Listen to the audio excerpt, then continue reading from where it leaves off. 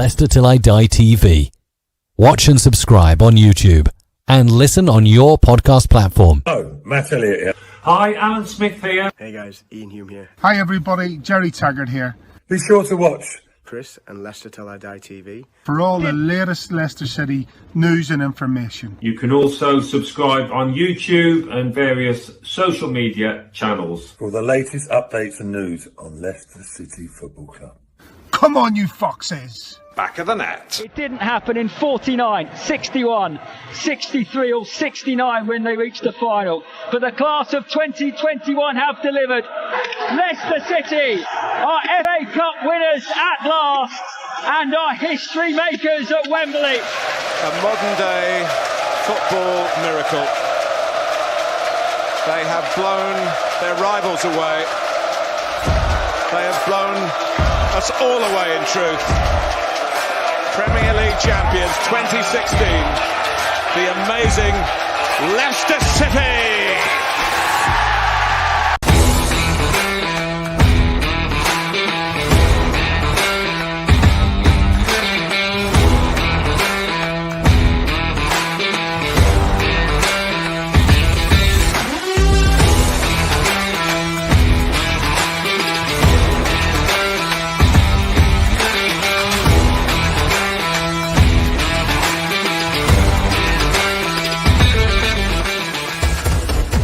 Till I Die TV. Your first choice for everything Leicester City. Tune in and join in now.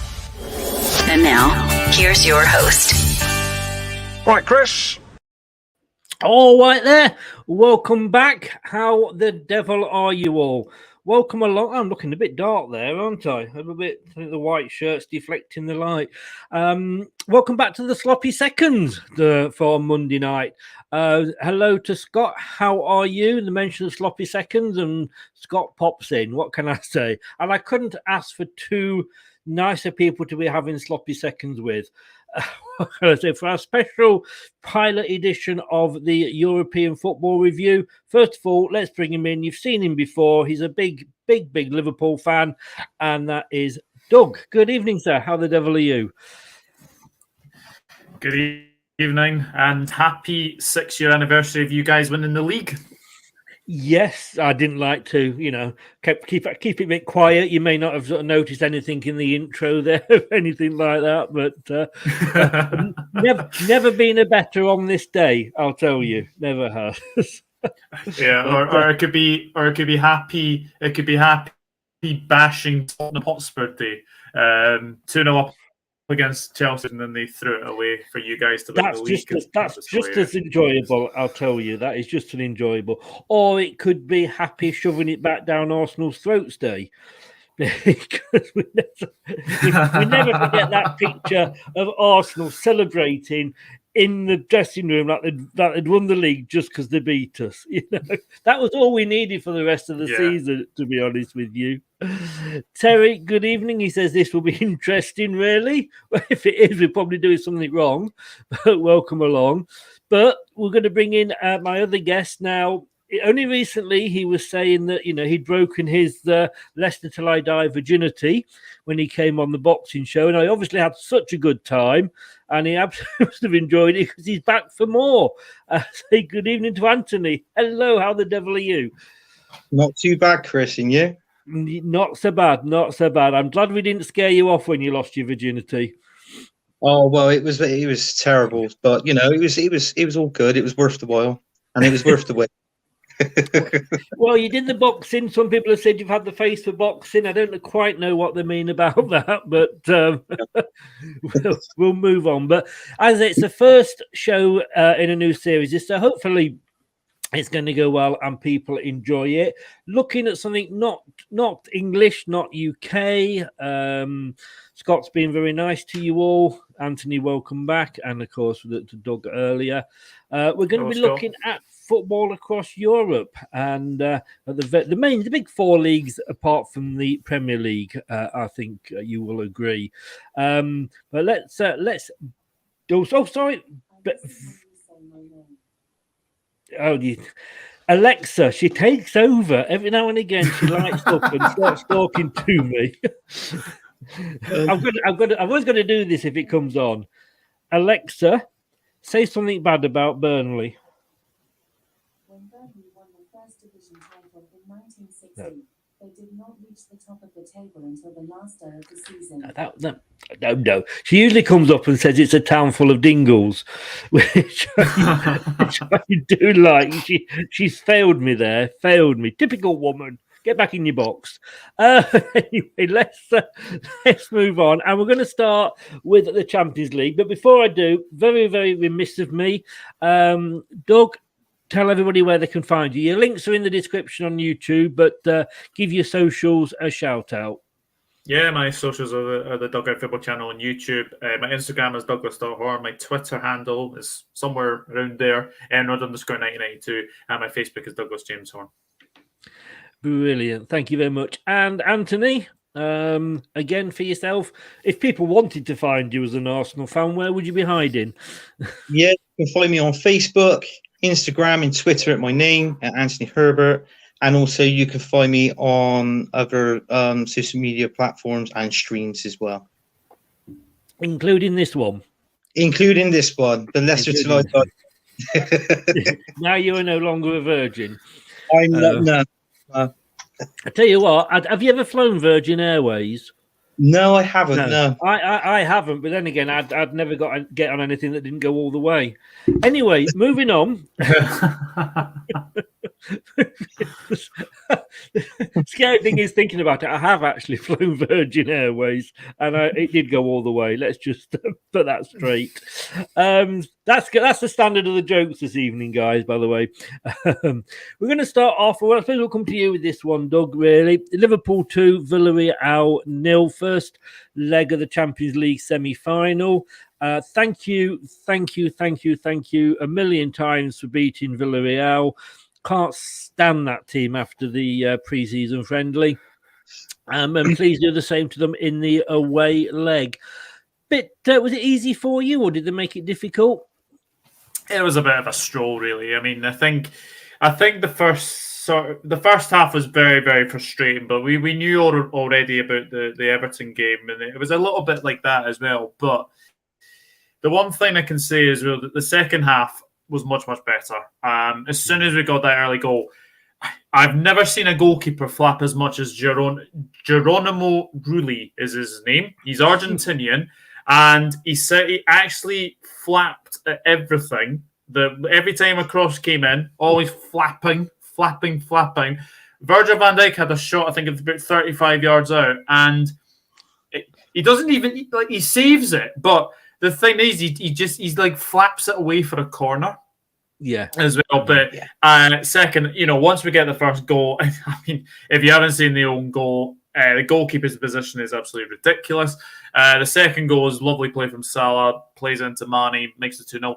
My only concern is that we haven't scored more than the 2-0, but they did not give us a single shot. I think they had maybe one shot on goal. I think it was offside as well. But they didn't really threaten us. And if I'm being honest, I can't see them scoring more than one. So I think if we score early, I think the tie will be done. Good. Hello to Helen. Thanks very much for popping along. What did you say the goalkeeper was called? Geronimo Rulli. You see, that's the thing. You see, maybe he was scared that the 7th Cavalry were going to come on.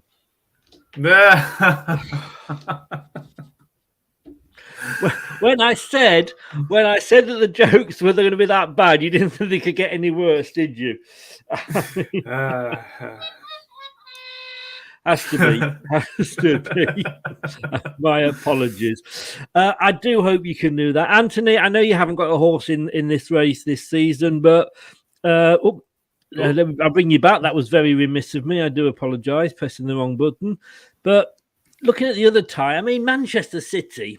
I mean, I know they're playing Real Madrid, but they should have put this to bed. They had the chances, didn't they? I mean, well, they had 4 chances, but they let Real Madrid back into the game. Yeah, they let them back in the game. I mean, don't get me wrong. You've got to say what a game this was. In all fairness, it was a fantastic game. I mean, the scoreline just proves it there. I think if I was a Man City fan, with Real Madrid getting the third goal, is a possibility that it could change the tie in the second leg. But, you know, I mean, they've come here. Obviously, Man City wanted to win. They've got the win under their belt.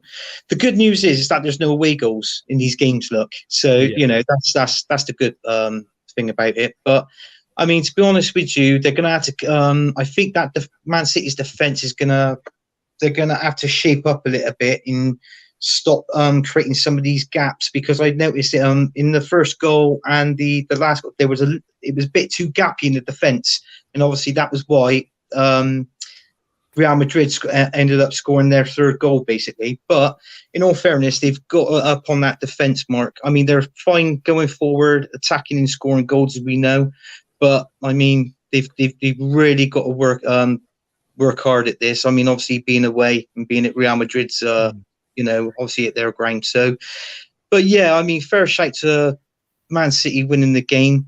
But that's what they got to do. But we all know what Pep's going to be like. You know, he's obviously going to talk to his players before and halftime during the game. So hopefully they come out winners, Man City, because in this Champions League, I mean, the way I was looking, it looks like it's going to be a good old English final, and that's what I like in a final. It would be good. It would be good. Doug, yeah, we saw what Real could do against Chelsea. So, you know, it's not a foregone conclusion, this, is it? No, absolutely not. It's not beyond the realms of impossibility. And I think Vinicius Jr. Was very, very good the other night. And Karim Benzema must be the coolest person inside the Etihad by scoring a Panenka penalty. I mean, that takes some guts. I think he missed his last 2 or 3 penalties as well in like La Liga. So the fact for him to do a Panenka was fantastic. But I do agree. I think Manchester City should have had this wrapped up about 5, maybe 6-3, 7-3. It was so end to end, and I think we might get a little bit of the same on. I think we might get a little bit of the same on Wednesday. I'm actually really looking forward to this second leg. Yeah. Hi to Nippon. Welcome along. I'll ask you both the same question. Anthony brought up. I'll start with Anthony. It's a good thing, and I never liked away goals. And you're talking, you know, I'm talking as a fan that got into a final once on the away goals rule, but it was always a bit of a joke, wasn't it? Yeah, it is always a joke. I mean, I can remember, obviously, going back, you know, when it was it was called the Coca-Cola Cup back then as an Arsenal fan, and we had Aston Villa, and it was 2-2 in the first leg with Villa getting the away goals, and then in the second game drawing 0-0. But technically, you think of it, you haven't lost a game at all. You've got teams were going out basically, in my opinion, on a stupid away goal rule. So I'm glad they scrapped it, you know, and I reckon it just makes the game much better, makes the game more entertaining. If you've got extra time in penalties, I know it is the dreadful penalty shootout, and especially if it's one of your football teams that, you know, you support and you're watching, you don't like that. But I mean, if that's the only chance for them to go on and win the game, then so be it. But yeah, I'm glad that they scrapped this one. Do you agree, Doug? Yeah, I think it's actually made the games more interesting as well. You know, I think that the away goal rule was there to, you know, help. Look, I'll be honest, Liverpool benefited from the away goals, and obviously the benefited from losing on the away goals as well. So I was very critical at the start, but actually, when you actually look at it as well, I think the games have been more exciting knowing that there's not been no away goals. And I do think as well, you look at results like Villarreal beating Bayern Munich like that. Nobody expected that. You saw, I think, Salzburg drawing with Bayern Munich 1-1, and then obviously getting smashed 7-1 in the return leg. But it does make the ties a lot more interesting as well. And I honestly think that the Real Madrid Manchester City game will be no exception on Wednesday. Yeah. Helen is asking, is that an away shirt for Leicester? Yeah, as I've said there, it is. It's smashing the 80s retro, but, you know, I'm just a smooth-dressed guy. What can I say? You know, Yeah, probably not. And welcome back to Renee as well. How the devil are you? Welcome back. Nippon's just put some score predictions in here. It's going 1-1 between Villarreal and Liverpool, which would that make it not? Will that not make it? I will make it 1-2 though, will it? No, we'll it's make Villarreal it 1-2. 1, Liverpool 1. It'd make it, wouldn't it? Surely 1-3. Yeah, we make it 1-3. Yes, yeah. Don't you do my tax returns, Nippon? And Real Madrid 1-2 on the night with Manchester City going through. City Liverpool final. We shall see. It's very good to win. It's very hard to win at Real, says Helen. Not many teams have done it. Indeed, they have not. Indeed, they have not. So, moving on, we come up to the Europa League and the first game there, and we'll come to you, Doug, for this one again. We all joke about Scottish football. And we know sort of, that Steven Gerrard did well, but he's left. I mean, it was 0-0 really up until the sort of, as you can see there, the 85th minute. And I think to go away, and RB Leipzig, and nobody's fool. I mean, we got Daka from there. They're 1-0 down. It's still totally open, this tie. Because when you get that back to Ibrox, my God, what an atmosphere that's going to be. Yeah, 100%. I think Leipzig probably should have won this more. I think they were on top for most of the game. I mean, Rangers had their chances, as to be said. It's an absolute wonder goal by Angelino. Left-footed and the left foot strike into the bottom corner. I think McGregor, I don't know if he was unsighted or anything like that. I think Nkunku was standing in front of him, which may have been interfering with play, but no, fantastic finish from Angelino. And yeah, I have to say, Rangers at home have been very, very impressive in Europe. And I do think that they have a slight chance here. If they get an early goal, then it makes the tie very, very interesting. I wouldn't count out Rangers yet. And do you think the way we joke about Scottish football, and no disrespect, I'm not one of these that says, well, if England haven't qualified, I want Scotland to do well. For me, they are the big rivals. But like I said, we do tend to take the we out of Rangers.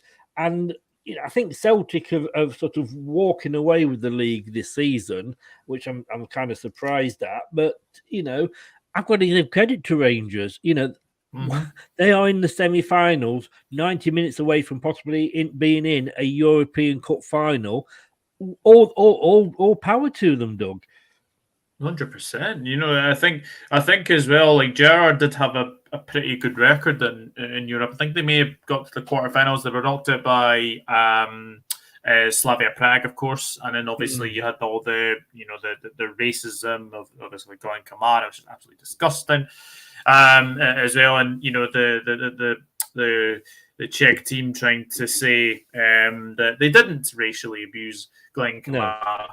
So who to believe in that aspect? But no, Gerrard did actually have a very good record in the Europa League, and fair play to Giovanni Van Bronckhorst, because if I'm being honest, Rangers have got the Scottish Cup coming up as well. As you say, I think the league is all but done. I think Celtic are 6 points clear. Win their next game, they're champions. So now, obviously, we can tell from your accent that you're not Welsh. Which is your Scottish team? Livingston. Now, explain this to me then, because sorry, Anthony, I will be coming back in a second, but Scotland, they've kind of split the Premier League, haven't they? Yes. So basically what happens is after 33 match weeks, if you are in the positions of first, second, third, fourth, and fifth, and sixth, they split the league. So 7th, 8th, 9th, 10th, 11th, 12th is called the relegation group. And then the first, second, third, fourth, fifth, and 6th is called the championship group table, I think it is. I know what you're going to be saying next, because Livingston have got more points than the 6th place team. Yes, that has been a big, big problem with me when the split has happened.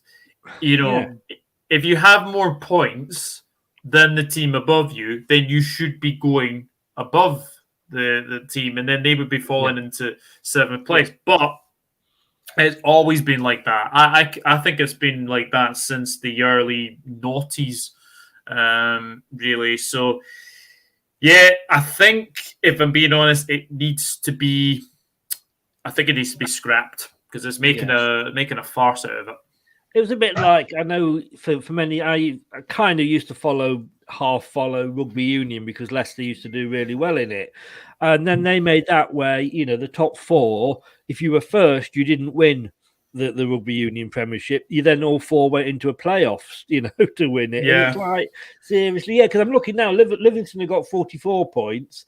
And Ross County and Motherwell, which are in the Championship, have got 41 and 40 points. I just look at that thinking, what? You know, but there we go. I suppose, how many times do you play each other? Sometimes it could be 3 times, and then sometimes it could be 4. It just depends, really. Right. Oh, well, we'll leave it to Scotland. Coming back, and in not quite your backyard, Anthony, but West Ham, you managed to sort of rub the salt in the wounds at the weekend. They went 1-0 down so quickly here. I thought, what the hell? Yeah, they went 1-0 down really quickly, West Ham. To be honest with you, you look at this scoreline, he's not far from over, you know, is just that one goal.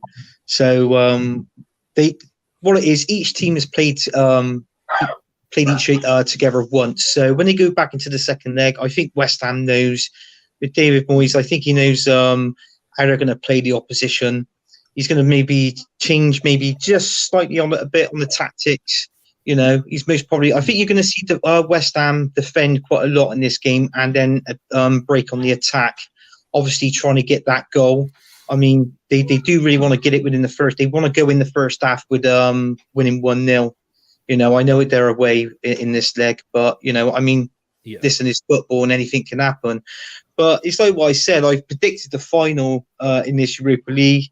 I feel like it's going to be a West Ham and Rangers final. It's not over for Rangers, not yet. And I mean, you go back in the games. I mean, who would have thought Rangers would have beat Borussia Dortmund, and the score lines on both legs, you know, and obviously Rangers winning and going through. I think Rangers have been absolutely fantastic in this competition. If I got to say it, and I think it's like what we said with Celtic. Obviously, they're top. You know, if they win one game, it's pretty much theirs. I mean, Rangers is they're finished second. I think Gerard Van Bronckhorst, he wants silverware at the end of the day, but he wants this. This would be a good, brilliant. Of course it would. Yeah, of course it would. So with Celtic's recent form, you know, in Europe. Thing is, I mean, speaking as a Leicester fan, I've not been in this position where we've gone into the second leg away and been behind, because usually then all the pressure's on the home team, and we'll obviously come on to that in a bit. But you know, in a way, Frankfurt can sit there expecting West Ham to come on and just soak up that pressure, a bit like, you know, Tyson Fury taking White's punches and wearing him out, sort of thing. And you know, if West Ham, the problem is West Ham for me are going to have to go at it. They really are going to have to give it a go, because they need that goal. And I'm just worried that will leave a lot of space behind for the Frankfurt players to take advantage of. Well, it can do, but to be honest with you, it's like what you said. It's make or break time for West Ham. I mean, as long as they've got their, you know, they're playing decent football, you know, passing. It's all about passing and keeping possession at the end of the day. Sometimes, I mean, I think that might do well for West Ham. You know, not giving any free kicks or any, you know, corners towards the ends of the game, or stupid penalties. You don't want to be doing that. But to be honest with you, I think, you know, they've got to concentrate on their game. They've got to go in there with a positive mind, you know, with their mind thinking that they can go on and win this game and then get to that final. So, you know, this is what West Ham's got to do. Are they capable of doing that? Yeah, I think they are. I think they really are capable of doing it. But in all fairness, you didn't expect Frankfurt to well, I personally didn't expect Frankfurt to beat West Ham at home. I was expecting it. This game, I was expecting it to be a 1-0 win to West Ham. You know, the early goal obviously helped, but and I wish West Ham, and I'd love to see 3 English names on all 3 European Cups this season. I really would. But I mean, we've looked at the Conference League, we've looked at the Europa League. I mean, they're second class. We know who's really interested in those. I mean, you know, the one that everybody's interested in, obviously, is the Europa Conference League. I mean, this is the big one. This is the one that's going to draw them in. You know? And I, all joking aside, I do think they've missed out a bit on this, because I can see what they're doing. They brought it in to get more teams in, and with the Super League, Doug, coming nearly taking off. But they've almost, it's like they've tagged it on to the Euro. It's called the Europa Conference League. Now, if you look at the Europa and you look at the Champions League, completely different identities. Or if you look at this, you've got the Europa tagged onto the conference bit, and you've got the green lines instead of orange lines. It's kind of almost, I could say, it's like a sub competition almost.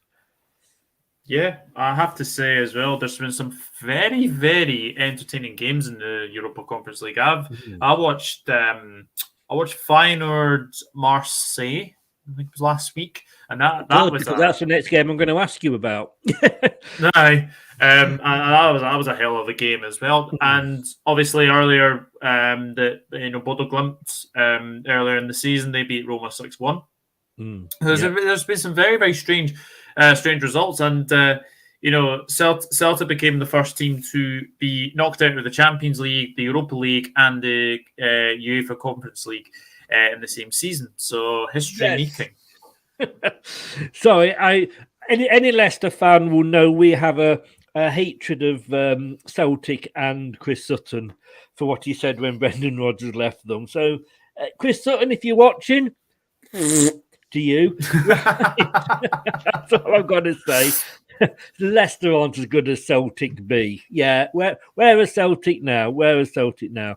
You said you'd watched it, so let's have a look at this one. I mean, the thing is, Doug, this competition, when we were down to the quarterfinals, and apart from the infamous Blood Glimt, the other 7 had all been within the last 10 years Champions League teams. Yep. So people joke about it, and all right, we all look back at the history, and especially Arsenal, Anthony, when you look back and when you but they're still big teams, still big names, and I honestly, everybody's saying that Marseille were virtually in the final. I mean, this game will make them think again, because Feyenoord were absolutely magnificent, and the Philips Stadion that they play at. I mean, I think there was like a lot of fire.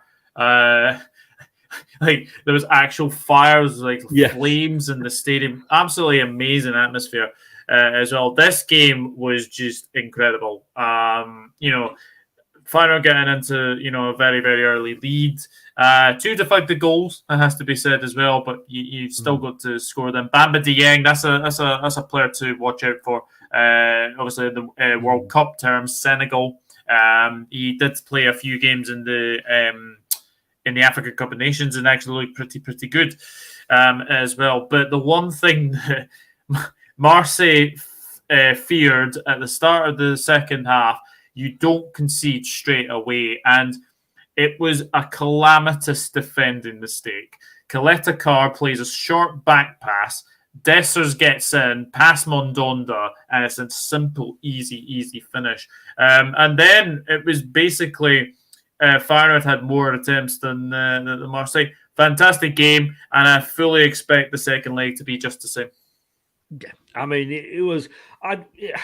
I was watching that while I was doing the post-match, and I couldn't believe it. How it was changing. I thought, well, yeah, I didn't want to watch that match because obviously, this team was playing in the other leg, and we've waited for this all day, guys.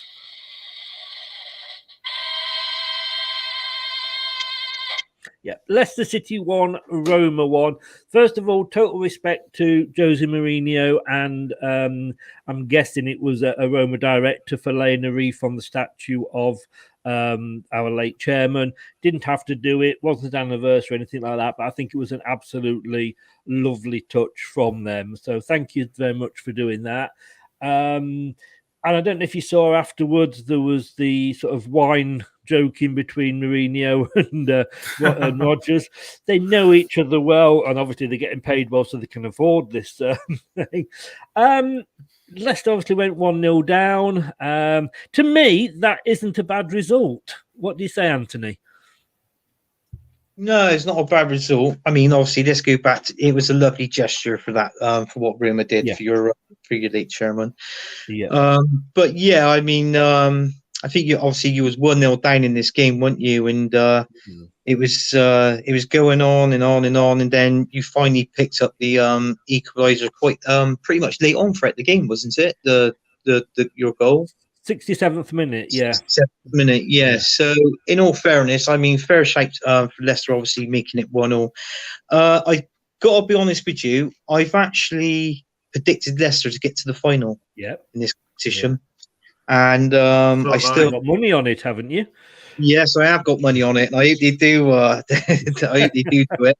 To be honest with you, I think it was a good game. There was just spells in the first half and second half that both teams did have their chances. I mean, Leicester had a couple of chances that you would have thought they would have put away, but obviously they never. But in all fairness, I think going back into the second leg, I mean, Leicester's obviously away. I think they can do it. I mean, Brendan Rodgers, he's obviously with Leicester not doing great in the Premier League at the minute, but just what I'm saying is he's out for this competition, isn't he? Obviously the first competition going this Conference League, and it'd be nice if Leicester City can actually go on and win this one for the first time, the first time ever. Yeah. So, but yeah, that's the thing. I mean, it is a new competition, and I should say first of all, Doug, I don't know if you. I mean, what I don't like is teams that drop down from the above competition and still have another go. And we know why it's done, but Man United nearly winning, the Europa League is a joke when you come to think they got knocked out of the Champions League. So to me, it's like a little bit unfair. And I have to be honest with you, I could say the same about Leicester. I think it is unfair, but it is what it is. With there. Can you see Leicester getting anything from the return leg? Never say never. Roma are a fantastic side. Tammy Abraham has done very, very well there, and Pellegrini was a lovely finish as well. I don't think 1-1 is a disastrous result by any stretch of the imagination. I think if you score early, then it makes it very, very interesting. It's quite a very, very interesting atmosphere at the Stadio Olimpico, which obviously they play at as well. Yeah. I wish Leicester the best of luck. I honestly hope that they make the final. And if they do, then fantastic. And the final's in Albania, is that right? It is from the Albania. All roads lead to Tirana, as nobody ever said. I mean, I must admit, when we were 1-0 down, and was looking at Rangers drawing 0-0, and looking at West Ham drawing 1-1 at that time, and I was saying, "Oh God, we're going to be the only side, English side that hasn't won, or even sort of drawn this week." And of course, then it all turned round, and we got the equaliser. West Ham got conceded, and so did Rangers. So I'd sooner be in our position than Rangers or West Ham. Obviously, Anthony. I mean, it's a draw. Josie can't afford to sit back. He's got to come at us because it's in his backyard. It's an amazing stadium. It's probably going to be full. It's going to be an amazing atmosphere. He's got to come at us, which will leave us, hopefully, space at the back to play into. And I think the other thing as well is you look at the team that we put out against Tottenham at the weekend. It wasn't a bad team. You know, I mean, a lot of like the Norwiches and the Watfords would probably have loved to have, you know, most of those players in, but it obviously was a B team, and it shows where Rodgers is putting his priorities. Yeah, you could tell that, you know, straight away. I mean, within this game 1-0 and going away to obviously to go and play at Roma's ground is split, Chris. Is split 50-50. So you got obviously with Brendan Rodgers, he knows what he's going to do with his team, and it's exactly the same with Jose Mourinho. He knows what he got to do with his. But obviously, it is who's better on the night, because at the end of the day, you only play what's obviously in front of you. Yeah. But I think to be honest with you, I think the only reason why I favour Leicester is because the Serie A, I think the football is obviously a little bit slower over there. I mean, you know, obviously no one's won that league yet, sort of thing. So obviously, you know, you think it's the Milan teams, but the way they were performing on recent results, it looks like that nobody really wants to win that league, to be honest with you. Yeah. But I mean, going back to this, I think for me, I'm going to have to favour Leicester. I think Brendan Rodgers has got more. When I say more at the back, I think he's got more at the back with obviously Ndidi and is it Mendy you've got there, your DMs? No, Mendy's not in the European squad, which probably means he'll play Tielemans in that role, which I don't agree with, because that will actually doesn't allow Tielemans a space to go forward and what have you. But I think the thing with Roma, they're sort of sixth in their league at the moment. I mean, Helen says here, Rodgers needs to win a trophy with Leicester, otherwise we would dub the loser one like he was at Liverpool. But Helen, he's won the FA Cup. He's won what I like to call the English Super Cup. Others call it obviously the Community Shield.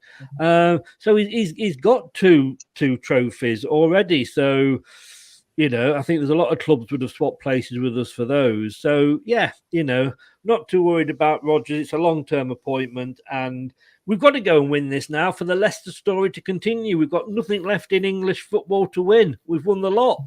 One of only 13, 14 clubs to do it. Liverpool and Arsenal obviously being two of those, but it's nice to be in the same club as you guys. And we did go on a long time about that game, but we're always going to. Host bias. I'm sorry, it's my channel. Don't like it. You know what you can do. I just want to say, Chris, it's just like the other game, the Feyenoord and Marseille game. To be honest with you, even though that's 3-2, I still feel I think it's going to be a Leicester City and a Marseille final. I think Marseille's just going to edge. You know, they're going to be owned the next game, and I think they're just going to edge it 2-1. So obviously making that game 5-4 on aggregate. So, well, I'm doing a watch along for the second leg, and I might just do it live from the toilet and don't bother with the middleman. Just sit there so I can just be pooing all evening. That's not a very nice thought, is it?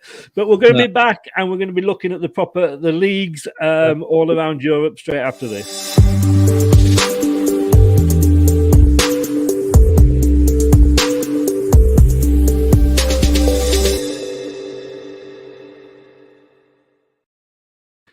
So we're moving on, and we're going to be starting this week with League One, the French League there.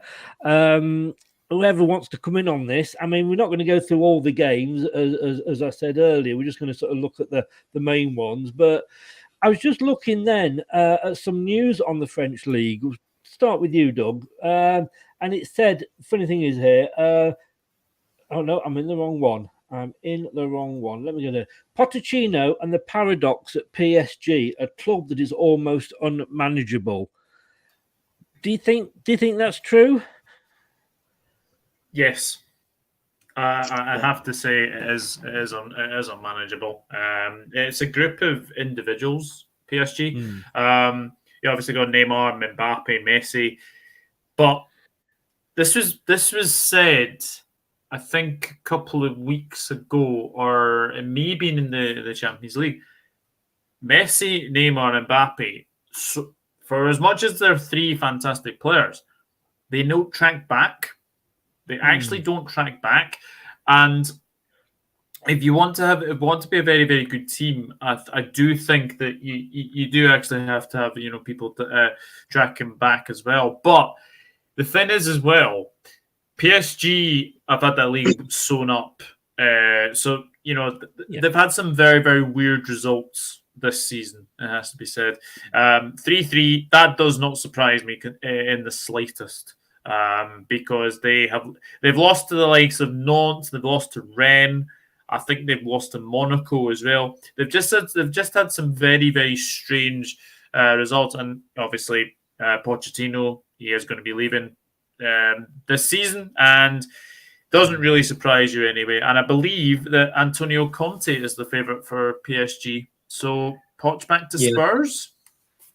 Well, I was going to ask that, really, to be honest with you. Is Pochettino going to be there? I mean, it's difficult because I know they didn't win the league last season, Anthony, and surely it's harder for PSG not to win the league than it is to win it, because, in England, you've got, probably 4 teams that would compete week in, week out for the league. In Scotland, you've got the 2. But in France, you've really only got the 1. Yeah, let's go back, obviously, with this PSG. I mean, they haven't hit recent form, obviously they should be, but with the likes of the players he got, they should be running away with that league.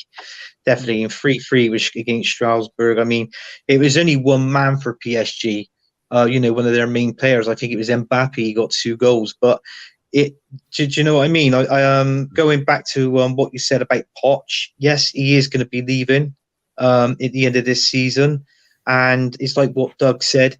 Conte, I think he will go and manage PSG, and with Poch going back with Tottenham, so it's going to be roughly a straight swap, if you want to put it that way. But yeah, they haven't been doing well. The recent form has been a little bit poor. I would say that. The reason why Poch is leaving, he's actually come out, and I actually read it in an article that he finds it hard to manage the 3 players, which obviously, as we know, is Mbappe, Messi, and Neymar. That's there. So he's trying to give them instructions, but they just don't want to listen to him. They just want to play and do what they want on the pitch on their own accord. So, but that's what's been said during, obviously, due to the media that was there. So, but yeah, I mean, let's be honest. If Conte went there, he wouldn't stand any messing from him, and I think it needs. I was going to say, I mean, Doug, that's kind of a bad admission to come out and say that you can't control your players, and at some point we know, it's talked about player power all over. The club should at some point, I know these are big names, but sometimes the owners of these clubs have got to come out and back the managers. Definitely. And these I mean, there was obviously talk about when obviously Real Madrid beat PSG. I mean, PSG should have been out of sight against Real Madrid, because that first leg they absolutely dominated them from start to finish. It was just poor finishing that let them down as well. I think they missed a penalty as well, if I seem to remember as well. And then you go to the Bernabeu, Mbappe scores, I think, after about 15 minutes. And then Karim Benzema turns up and scores a hat-trick. There were reports saying that the owners wanted him gone after that game. I think there was even talk the police were involved, Spanish police had to be coming as well, because whoever goes into PSG, I'm going to have to say you're making the biggest mistake of your lives, because that is a poison chalice, along with clubs like Sunderland, poison chalice, Watford, poison chalice, Norwich, poison chalice. It's just one of those things. United, Manchester United, yeah. Chelsea, yeah. It's you'll have clubs that are poison chalices, but for me, PSG are right up there, because basically, you win the league, yeah, that's absolutely fine. You basically you could play a bunch of kids and they'd still win the league. PSG are the richest club in France, and it has been for a number of years. Yeah, but they want the Champions League. And it has been documented a lot as these owners do want the Champions League. However, there could be trouble brewing here for PSG because apparently the Qatar owners want out. Oh, right. Interesting. But then again, Anthony, yeah, all these jobs are poison chalices, we know. But you know, as a manager, and this is what gets me, no other club, no other industry would you go in, be unsuccessful at a job, get paid off to be paid out to get out of it. You just want to be sacked, and then walk straight into another job, even though you were rubbish at that job. And I don't. And these managers go in thinking, well, you know what? If I fail, they sack me. I'm just going to get a big wad of money anyway. Well, yeah. I mean, we're talking about obviously, keep along the same lines as PSG. I mean, look at when Arsenal appointed Unai Emery as their manager. He come from PSG. He won in the league. He bought Mbappe to PSG. So this is what happens. I mean, it's like what Doug said. He wants the Champions League. I mean, obviously we know they're going to win the French League this season because they're obviously top. But I mean, they're crying out for that Champions League. It's not like the Champions League is swinging, in their grasp, and they just can't get. It hasn't got to that stage yet for PSG. So it is what it is, but I mean, with this managers, Dark, I don't understand it. I mean, I don't understand if managers are doing really well and they're going to be sacked or got rid of at the end of the season. I just don't really understand it. Understandable if you were like PSG and Poch was finishing something like 5th in the league. You can most probably understand that more, but. No, I just don't get with it. I think with these, I think to part obviously is these owners, and with these owners sometimes it comes greed, in my opinion, unfortunately. So I mean, the other shock result there, just to touch on it very briefly, was Marseille losing to Lyon. I don't think that was probably expected. But let's just we'll end France. No disrespect to France. We'll end France with looking at the league, and you can see there sort of the top 12. The first 5 are within European places. Like you say, PSG 14 points ahead. They've got to implode, I think, to lose it, as you say. Marseille in second place. Now it's quite funny because, again, bringing the Leicester connection back, you've got Rennes in third, who we managed to knock out of the Conference League, and Marseille in second, who we could be meeting in the final. Monaco and Nice. Again, there's no real surprises there, is there, Doug? Nah, not really. I mean, it's not a great league. I mean, Lille won the league last season. Look where they are. They're down in 10th, and at one point I think they were possibly 13th or 14th as well. Yeah. Like it's a foregone conclusion that the league's wrapped up anyway. But PSG will want to go with a flourish for sure. It's nice to see Marseille back second, though. It'd be nice to see them back in the Champions League as well, because they've been out of the Champions League for a long, long time, actually. Yeah. And then obviously, you've got Rennes there as well. They haven't been in the Champions League for a while. And nice to see Monaco back up there as well. But I'll be honest with you. Names in there, isn't there? Oh yeah, definitely. Lyon being 7th is another shock as well. Yeah. Well, but moving on to the Bundesliga, and we'll start with you, Anthony. Let's have a look at some of the results here.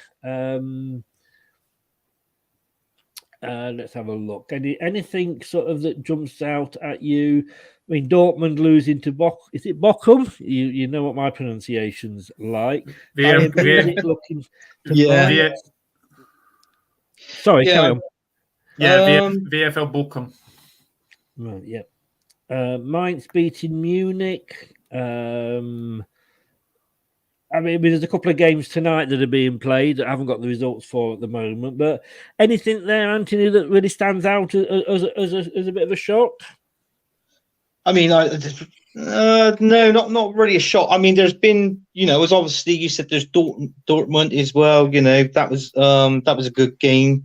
I think there was two. Was it Offenheim? You've got Offenheim there. That both teams are 4-3. I mean, you do get some good games in the Bundesliga. I mean, to be honest with you, the one at Bayern Munich, they're fantastic. They're just away with it at the minute, aren't they? So, but there is rumours that with their star striker, Lewandowski, apparently, rumours are that he's going to be leaving at the end of this season. Whether that's true, I don't know. But I don't know if he's on a free, is it, or? I couldn't tell you, to be honest with you. But the one result there that strikes me is Borussia Dortmund. But I'm going to be honest with you, it doesn't surprise me. Borussia Dortmund have been erratic as anything this season. They have lost some silly games at home as well. I don't think Marco Rose has worked for Dortmund, if I'm being honest. And yeah, look, Bayern Munich losing 3-1 to Mainz as well. Not really a surprise. I've already got the league wrapped up as well. But yeah, Borussia Dortmund, they might be second, but they've been erratic. Like, they lost... They've lost some very funny games. They lost to Freiburg at one point. I think Arminia Bielefeld went to Dortmund and spanked them. I think 5-2. I think it was. Yeah, it's just one of those things anyway. But yeah, Bayern Munich 10 times in a row that they've won the Bundesliga. Yeah. I mean, just the matches tonight. Mönchengladbach beat Leipzig 3-1, although they were down to 10 men. Mönchengladbach was still won 3-1, and Leverkusen beat Frankfurt 2-0. Maybe Frankfurt have got their eyes on Thursday night. Quite possibly. Yeah, they most probably have. But then again, it's like what I said. They most probably would have their eyes on that game. But regarding obviously against West Ham, I still got to favour West Ham in that game. I really do. I think West Ham can actually go with a mindset in there with their intuition of winning the game, and I think they will do it, to be honest with you, and that obviously win that game and get them straight into the final. But yeah, it's like what I said. We're going back to Borussia Dortmund. They've had some shocking results in this season. Even more so to do with this Haaland, because obviously, as we know, he signed for Man City, hasn't he? So, I think there's a bit signed, because I'm just looking at the news here, and again, you must be able to read my mind, but I've got a headline here from one day ago. Please wear red. Man United fan and model sends plea to Erling Haaland to make transfer, presumably to Man United. But I think he's already done, Chris. It was done going back in. I read it back in January, to be honest with you. I reckon he signed for Man City back in January. It was just sort of like, it didn't come out in the whole, it wasn't let out in the wide world for it was just done behind closed doors. I think they've already signed him. They're going to have his striker. Haaland's gone there this season. But trouble is, though, we've had players at my team that I support, which is not the team's morale. It's not the confidence within the team, And also, when it knocks the confidence in the team, is the dressing room as well. It knocks that, and it has obviously, as we all know, a knock-on effect. Yeah. So, but whoever they're going to get to replace Haaland, I don't know. But I mean, I think it's got some of it to do with that as well, because he hasn't really been featuring that much. He's been fit, but he hasn't really been playing many games as what he's supposed to be playing. Yes. Yeah. So, I mean, Doug. I mean, I don't like to knock foreign leagues and divisions, but I mean, all that fuss about Sancho, he was Man United were chasing him. I mean, I think every fan of every other club bar Man United were happier when Man United finally signed him. We were happier than Man United fans, because it meant we didn't have to listen to it again, because it had gone on and on. It went on almost as long as Neighbours, didn't it? But he's not sort of set the Premier League alight, has he?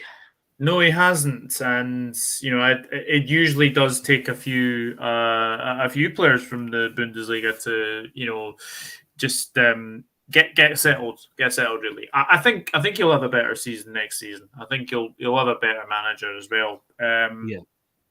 But I look at example Thiago for us. Like first season, he came, he was getting used to the Premier League. Look at him now; he's probably one of the first names on the team sheet now. There's going to be a lot of players. Just on the Haaland point, I think the reason he's not been played much, he seems to be getting a lot of muscle injuries. Now, I don't know if that's because of his physique and the actual height of him, but if he does come to the Premier League, the Premier League's more physical than the Bundesliga. Yeah. Don't let him come anywhere near Leicester, because that's all our players. You walk in Leicester's door and you immediately pull a muscle. But yeah, that would be interesting. And then moving on to, although there's the table, so I forgot to do the table for Germany. Yeah, but I mean they've got 6 games left to play. Bayern 8 points, 8 2 points games ahead. It's 34 in the Bundesliga. Yes, yeah. I mean, again, you've got one team. Anybody surprising you that's up there? I mean, I could name anybody. I mean, Hoffenheim is one that I've known because we've got an ex-Leicester player that plays there, that's doing very well. But any surprises in that table at all? For me, FC Köln and Freiburg. Freiburg were sitting on the sort of the top 10 last season. They've had a fantastic season. They've had a really, really good season, and I really hope that they stay in the top 4, because Leipzig have done pretty well as well. It does look like that Bayer Leverkusen look like they probably all but secured Champions League. But if Freiburg could get Champions League, that would be brilliant. But even if they don't, then I think they could probably get a Europa League. Same with FC Köln. They were very, very close to going down last season. Really struggled. Yeah. So the fact that they're 6th is amazing. Yeah, I mean, it's like with Wolfsburg as well. But obviously, being at the bottom of that league, I mean, I can remember when Wolfsburg used to be in they used to going back a few years ago. They used to play like Champions League football and Europa League. They was always finishing in the top 6, if you like, maybe 7. But now, do you want to know the funny thing about Wolfsburg? They were actually top for the first 7 weeks. Yeah, under Mark van Bommel. He got sacked, and then they just plummeted down the table. Yeah, no, that's right. But and do you think the Premier League? Because I remember Monaco, just go back to France, they won the league a few seasons ago out the blue and sold virtually every player. Yeah, and we all know who managed Monaco when they won the league, don't we? Claudio Ranieri. Indeed. But that's Germany. We will move on now to Serie A, which I think is more your sort of area, Anthony. Again, these are the weekend results. Let's have a look up here. Napoli sticking 6 past. I don't know. So slow is it? Sassuolo. And they play in green, don't they? And they've got to change the colour of the shirts or something. I don't know if that was true. That was something I heard, because I'd never heard of them. And then we were linked with this player from there, and I had to actually Google it to see where he was from. I know who you're talking about. Is it Berardi? Berardi, yeah, that's it. Yeah, who obviously is in the Italian squad, although they won't be at the World Cup, obviously. But I'm thinking, who the hell are this? Whatever it is, but yeah, a 6-1 drubbing there by Napoli. I mean, Lazio winning, but making a struggle of it. Anthony, Torino winning, Juventus winning, AC Milan, Inter Milan. To me, that you look at that and you could do. I wish I could do the polls on that, because I think you'd win a fortune. Yeah, I mean, to be honest with you, it's like I don't know what team he set out. It's like with Jose Mourinho. I think Roma, they drew 0-0. And who did they have? Bologna? Yeah, Bologna. Atalanta drew 1-1 tonight with Salernitana. Yeah, yeah, I think they're pretty much near the bottom of that league, I think, to be honest with you. But yeah, I mean, to be honest with you, it was like AC Milan beating Fiorentina 1-0 and that. But I mean, that striker that I forgot his name now, played for Fiorentina, went to Juventus. Vlahovic. Yeah, he's obviously he was on Arsenal's radar, but I couldn't see that deal going through. But to be honest with you, what a striker he is. He's been absolutely brilliant. And his goal record, obviously for Fiorentina, this season, and then obviously being sold to Juventus, the number of games that he's played and the goals that he scored in a number of games for Juventus, it is a fantastic record. But we all heard about these teams that was they had to sell their best players because of the wage budget, which was obviously the teams of who we've been discussing, like Real Madrid was one of them, Juventus was another one, Barcelona. Obviously they signed Aubameyang. He seems to be banging in the goals for them this season. But it makes you think, if these teams are in debt, how the hell could these players come in and afford their wages? Because that was the reason why they were in debt, because of their wage bill. So that was why they were releasing these top quality players. But for some particular reason, they seem to be pulling out the bag, these teams, on some of them, don't they? So, but yeah, to be honest with you, it's like if you bring up the league table there, Chris. Obviously, it's not far from over yet, but it's like I think is AC is top as far as I know. Inter, by 2 points. Yeah. AC got 77, Inter got 75, Napoli 70, Juventus 64, Lazio 59, with Roma. The thing that strikes me there, I don't know, if you're that up on Serie A, Doug, but is there seems to be a lack of consistency even from the top 2 teams. Yeah. AC and Inter have had some very, very weird results. I think Inter lost recently to, I think it was Bologna, funnily enough, and their second choice goalkeeper made an absolute howler.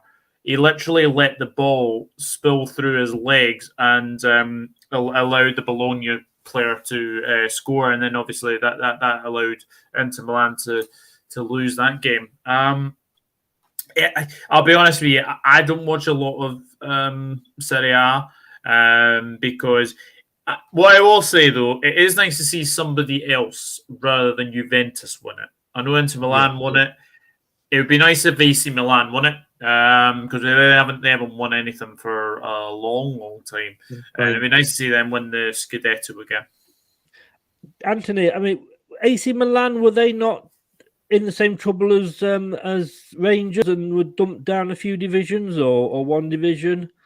No, that was Juventus. That was dumped was down. It was. And they never really sold any of their players, really, because I can remember Buffon still being in goal for them and other players that they had around, and obviously winning and dominating, because I think they got sent down to the lowest of the league, didn't they? They were out of it for a few seasons, for a few years. So obviously they got Serie A and Serie B and Serie C. So I think they were sent to the bottom C, I think, or something like that. But yeah, they were running away with it, and they got stung with this wage bill. And as well, because Juventus was one of it as well, weren't they? Yeah. And obviously they sold a few of their players at Juventus. To be honest with you, it was I think Tottenham. They bought 2 of the Juventus players back in this January. Yeah. So it was something like that. So but obviously that led the way for the striker to come in from Fiorentina, because they really needed that goal scorer up front to obviously get them goals, which obviously they got now. But yeah, I think they'll finish in the top four. Juventus obviously qualify for Champions League. Obviously without a doubt. Yeah. But between the two Milan teams, there, it just seems like they have been poor. I mean, the one that's been more poor has been, even though they're top of the league, has been AC Milan. They've had the last couple of draws, but they have won. Their last few games. They've won their last few games, but they've had 2 draws or 3 draws in their last few games. But it just seems like it's between them two. It's like, well, 1 minute Inter was top because I was following them going back a few weeks ago, like just interested out of interest, just looking at the league. And 1 minute Milan was top, Inter Milan, and then AC jumped up, and then it was like vice versa. And then they both started slacking off, like, they weren't winning games. But I just wanted, just to say that you Brad, I know it doesn't show it on that graphic, but Roma are actually in the Conference League place. So there are. It doesn't show it on that particular graphic, but the top 4 are in the Champions League places: Milan, Inter, Napoli, Juventus. Lazio are in the Europa League group stage. And Roma would be in the qualifiers again. They'd be in the qualifiers for the Conference League. So, let's hope that they've got to go that route again because we don't win on Thursday. Coming to you then, Doug, and our Spanish friends over there, and La Liga. Some results there. Let's have a look. Is there anything that sticks out to you? I mean, Seville only drew with Cadiz on the Friday night. Madrid did what Madrid are doing this season. Atletico Madrid losing 2-0. I mean, I'd say that was a bit of a surprise. It doesn't really surprise me one bit. Atletico Madrid have been so poor, especially when you think that they've won the league last season. You would have thought they would have built on as well. I mean, Barcelona winning 2-1. Again, Barcelona were losing silly games. They lost to Cadiz a couple of weeks ago at the new camp as well. Villarreal losing to Alaves. That's funny because Villarreal are not doing very well in the Spanish League. Let me say that, but nothing really strikes out. I suppose in a way, I thought Bilbao 2, Atletico Madrid 0. I think that's probably the one to say. But obviously, congratulations to Real Madrid, champions of La Liga yet again. So it's nice to see them. Nice to see them win La Liga as well. And also, well done to Real Betis as well. They won the Copa del Rey, I think, if I seem to remember, as well. So, well, I mean, you're looking at that, Anthony, and I mean, Real Madrid, they've just walked it this season. Hi to Miss Melina, by the way. How the devil are you? Hi, Melina. Thanks for popping in. Hope you are well over there and enjoying those Canadian roundabouts. I do know you love a good roundabout. Don't ask, guys. Ancelotti, I mean, I think he's out there thinking, thank God I got out of Everton. Yeah, I mean, to be honest with you, look where they are now in the league, Everton. I mean, okay, they had a surprising 1-0 win over Chelsea, but and that was it. But going back to that with Carlo Ancelotti, he's done it. He's done it again for Real Madrid. So I think his head was switched on. Obviously leaving Everton, going Real Madrid, obviously winning them the league. There was a picture, and I did see it, and I did laugh. There was a picture of Real Madrid fans with Carlo Ancelotti there, and he had his shades on, and he had like a glass of champagne with a cigar. It was like, I saw the picture. Yeah, I've just been looking on the news page of the La Liga, and I can see that picture. Yeah, and but he's done really well. I mean, obviously Barcelona had a win today, 2-1. Memphis Depay, he's scored one of the goals. I mean, unfortunately for him, it's come out. I think it was sometime last week that Barcelona doesn't want him. Right. So So he's probably up for grabs. I don't know whether he's got a year left on his contract or it could be free. I'm not too sure. I can't remember what it was now, but he's up for grabs for next season. But whether he comes to the English Premier League, I don't know, because he had that poor spell obviously at Man United when he didn't play. Mourinho got rid of him. So. But yeah, I mean, all you can say is fair shout to Real Madrid, and it was theirs to lose, despite the problems that they had going back at the beginning part of the season, wasn't it? Because they had to they had this problem with their wage bill as well, wasn't it? And they had to offload a couple of players there. That to you, Doug. I mean, how can these clubs like Real Madrid and Barcelona? We know they were going to go in the Super League for obvious financial, reasons. But is that how bad the Spanish League is outside of those two? When they've got all this financial trouble and yet they're still leading the table. Well, I remember the start of the season, Barcelona were heavily financially cash strapped. I mean, they had to Messi went, didn't he? Yeah, Messi went, and I think as well, they weren't really attracting the sort of the big players. They've still got Martin Braithwaite, which is absolutely strange to say the very, very least. And obviously they got Adama Traore as well. I never thought I'd be saying in 2022 that Martin Braithwaite and Adama Traore were in the same Middlesbrough squad that was relegated in the 16-17 season, and they're actually in the same Barcelona side. Strange how things work. Strange how things work as well, but no, Barcelona.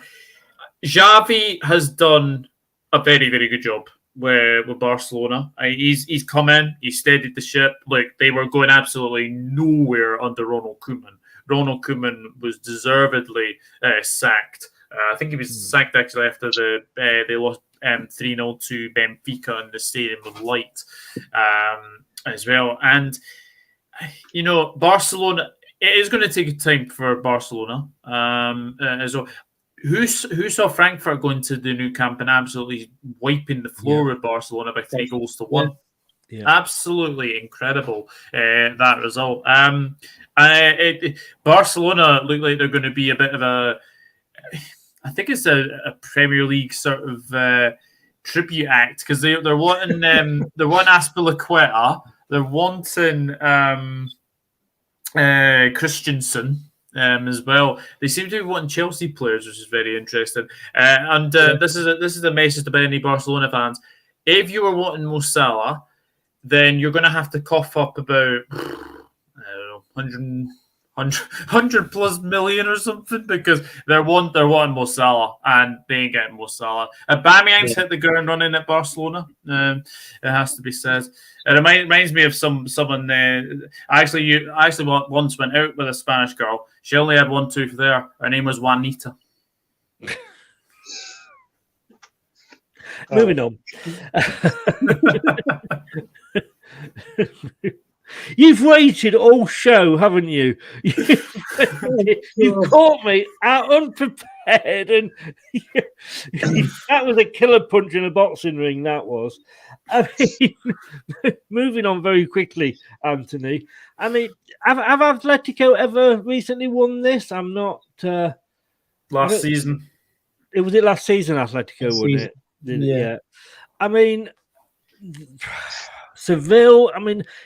Are they we've got to say Madrid and Barcelona are back up there. Atletico are obviously down in fourth. But is this the chance for other clubs to come through, or is it still always going to be sort of those two and possibly Madrid or Sevilla? It is going to possibly be obviously with Real Madrid. I mean, obviously Barcelona. You might have to put Barcelona out there next season. Sevilla as well, because obviously they're not doing too bad. They were, to be honest with you, halfway through the season, Sevilla was top. Yeah, they were. I think what's happened to Sevilla is you look at their results there: 70 wins, Only 4 defeats, but 13 draws. I think the draws have absolutely killed them this season. And and as you said, they were top. They were top for I think a couple of weeks, and then they just seemed to lose it a little bit. But if they can keep doing what they have been, doing under Lopetegui seems to have got a good tune out of these players. Who saw West Ham beating Sevilla? I don't think anyone saw West Ham, going to, only ever the second English team to beat them. Mm-hmm. Yeah, and that was Leicester. Exactly. Yeah. You didn't need me to make that point because you knew it. Well done. You're very welcome. Yeah, I mean, with the likes of along with Emery's team, Villarreal. I mean. Yeah, obviously with they're concentrating in the Champions League in a minute, but I think you see a different Villarreal next season. I as well. Mm-hmm. They're going to be. I think what it is. I think they're going to try. Emery's trying to get them. I think I read into the top 4, but it depends with the money situation there and what players they might have to sell. I think with Villarreal, they'll have to sell players to get in better players, but it is for me it'd be like 2 players to that 1 coming in. Do you know what I mean? Because they haven't really got the big bucks to spend. But obviously, it's like what we said: reaching the Champions League semi-final at this moment stage, they are going to have some obviously some money to spend next season. So whatever players they're going to is going to be coming in, and Emery will be getting. But yeah, I think they'll definitely be challenging for the top 4 Villarreal next season. Definitely. I have to agree here. I don't know if anyone's seen, obviously, Talk Shite, which I like to call them because it is Talk Shite. Jason Cundy the other night was an absolute disgrace in what he said about Villarreal. But he said Villarreal were the disgrace. What were you expecting? Were you expecting Villarreal to go to Anfield, absolutely open up and get beat 3, 4, 5, maybe even 6-0? Or are you wanting them to actually be very, very defensive and maybe carve out maybe a 1-1 or a 0-0 or something? Villarreal actually defended very, very well. It was just the 2 goals that there was the sucker punch. But I thought what Jason Cundy said the other night was ridiculous. Yeah, I didn't hear it, but it sounds ridiculous. Ridiculous, but then again, they want to rile fans up and get fans to ring in. Because if you agree with them, you're not going to ring in, are you? That's the thing. Yeah, I want to mention one name before we move on, and that is Diego Simeone, the manager at Atletico Madrid. I mean, he's been there since 2011, which I'm guessing is a long time at a Spanish for a Spanish manager. He's won 2 La Ligas, 2 UEFA Europa Leagues, 2 UEFA Super Cups, Copa del Rey, and the Supercopa de España. He's not had a bad sort of 11 years there, has he? And how important has he been? I mean, it's a silly question, I suppose, when you read those out, but he's always been linked with a move away. And every time there's a vacancy for one of the top 6, it's all Diego Simeone. But he kind of just he's got a job for life there if he wants it, hasn't he? Yeah, I think he has. Yeah. I mean, to be honest with you, it's like what you said. He could have left so many times, but I mean, look what he's done to that team. And I'm not being funny. You just read it out, Chris. That's his CV. And everything there that person is everything is on that CV. And this is what makes good managers is the CV.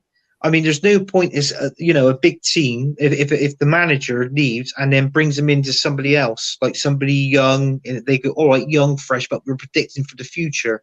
But you think, well, what's on his CV? Has he won anything? So that's what I say about when these teams get managers, sort of thing.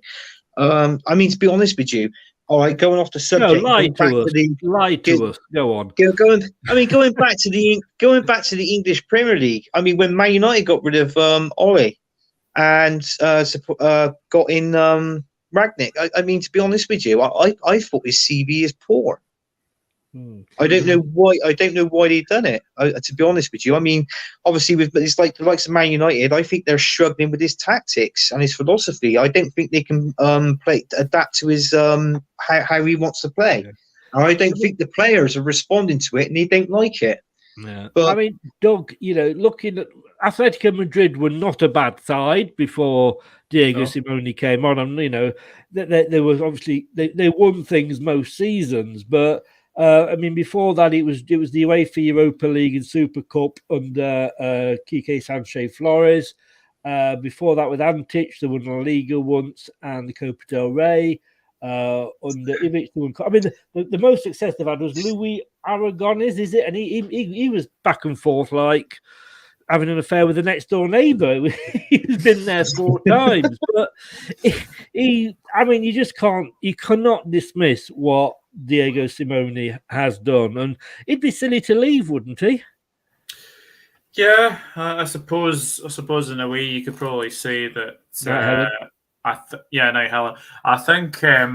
think his time may be coming to an end. It has gone a little bit sour at Atletico Madrid for Simeone. But look, Simeone is a fantastic manager. Obviously, everyone remembers his famous moment. Beckham kicking out at him. England Argentina 1998 as well. But and obviously, God rest his soul, Luis Aragonés. I think he passed away a couple of years ago. Right. I think it was. So yeah, he was there for 4 years. But I think Madrid have had some very, very good teams over the years as well. And yeah, I think Atletico Madrid will definitely be coming back for sure. Look, they'll probably be in the Champions League next season, and maybe Cholo, as people like to call him, because I think that's his Argentinian name. I think, if I seem to remember. I think it sounds good with a Scottish accent. Well, Cholo. I do think that Simeone might want a new challenge. Look, Simeone is absolutely box office, isn't he? He riles the crowd up at the Wanda Metropolitano. The fans absolutely love him.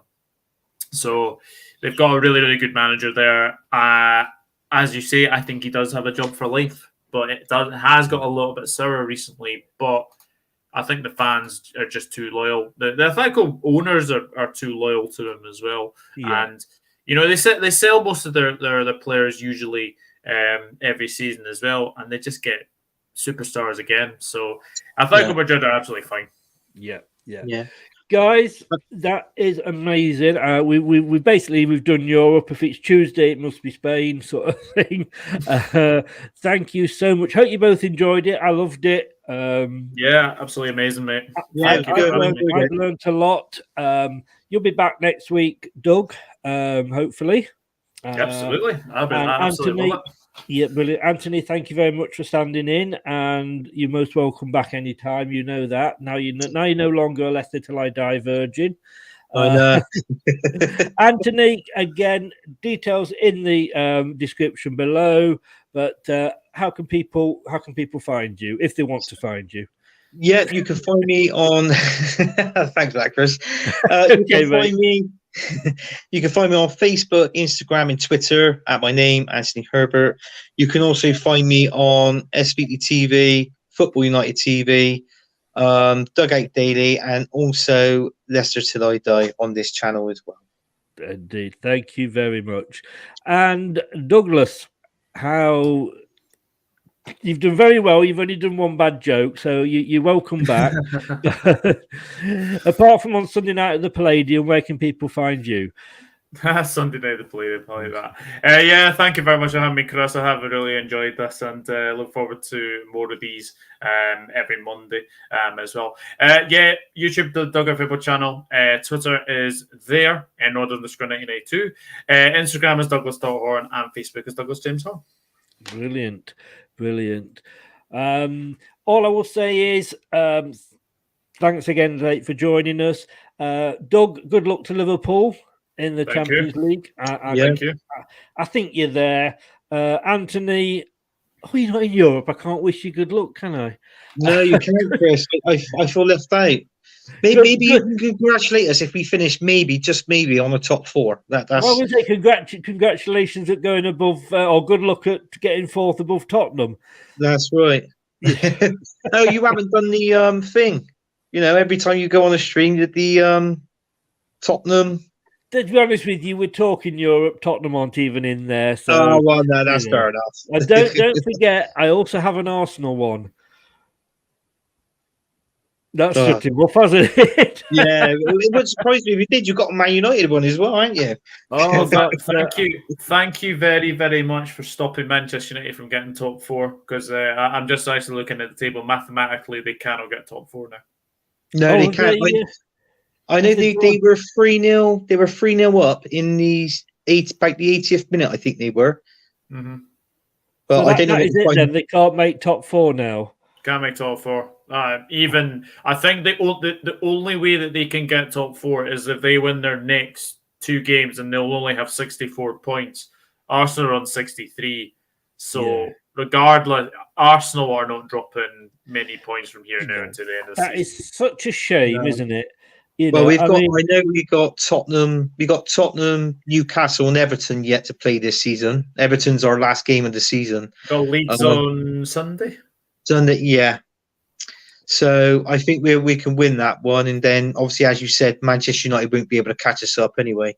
Yeah. So, if there is a God out there, please, just let Man United finish 7th and end up in the Conference League. I really wish they would do that. Just one of those. Guys, thank you very much. I'll let you go. I'm going to turn into a pumpkin in a minute if I don't go. Thanks very much for being on, and I'll catch you all later. I'll see you, Doug. Have a nice one, mate. Chris. See you, Anthony. Cheers. See you, Doug. Ciao, mate. So thanks very much to Anthony and Doug. Know the European stuff, which is probably as well because I had no idea about Europe. Love the show. Oh, great format. I think we'll do it again. So nice. I'll do it twice, as they say. A bit like New York. Guys, I'm going to be back tomorrow night, 9 o'clock, with the prediction show. There's 16 games to go through next week, because next week I think is the week where everybody actually starts to catch up with these COVID games. So, and some of us, Liverpool and Leicester, obviously we've actually got European games, but don't mention it to Arsenal. As John Cleese once said, I mentioned it once, but I think I got away with it. Yeah, no, not twice, Anthony, just once. Prediction show. Get your slippers and your cocoa out for tomorrow night. It's going to be a long one. Thanks to everybody, and I've never heard that for many years. Thank you very much to, as I say, the guys for joining me. For everybody who's been watching, Scott for modding in there. Thank you very much, and everybody who listened on the podcast. Thank you for that on your favourite podcast platform as well. I will see you tomorrow night at 9. Please remember to subscribe if you are watching on YouTube, like the video, and share it if you can do. See you tomorrow night. Take care, guys. Good night now. Thanks for watching Leicester Till I Die. This is Chris saying goodbye, and see you next time. Follow us on Facebook, Twitter, and Instagram.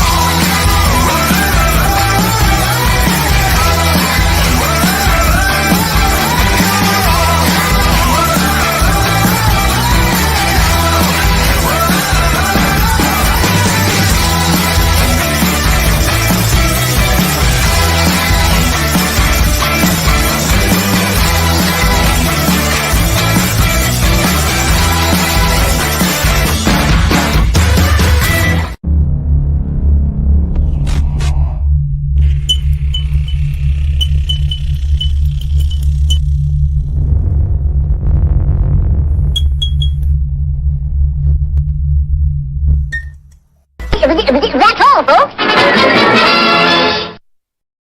Some people are on the pitch, they think it's all over. It is now.